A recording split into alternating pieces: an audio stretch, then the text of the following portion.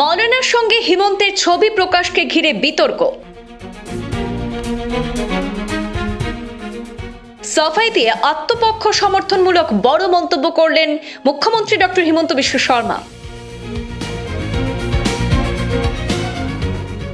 কতবার আজমির এবং শাহজালাল দরগায় গিয়েছি, মাওলানা বা পুরোহিতদের সঙ্গে সাক্ষাৎ এমন বড় কোনো কথা নাকি, বললেন মুখ্যমন্ত্রী।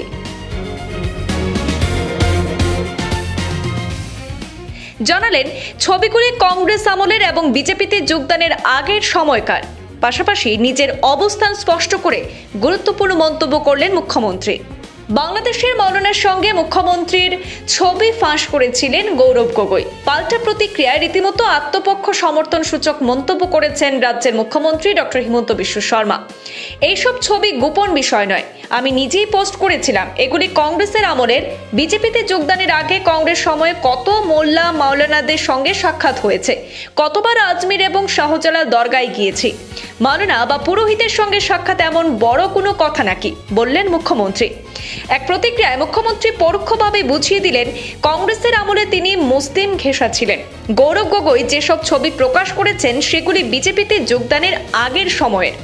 বরাকের হাইলাকান্দি মাওলানার সঙ্গে সাক্ষাৎ ঘটেছিল আলাদা করে উল্লেখ করে মুখ্যমন্ত্রী ডক্টর হিমন্ত বিশ্ব শর্মা।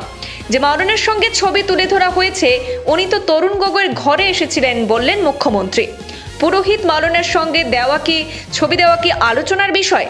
এদিনের প্রতিক্রিয়ায় মুখ্যমন্ত্রী রাজস্থানের আজমিরে এবং বাংলাদেশের সিলেটে হজরত শাহজালালের দরগার একাধিকবার যাওয়ার কথাও স্বীকার করেছেন মুখ্যমন্ত্রী ডক্টর হিমন্ত বিশ্ব শর্মা।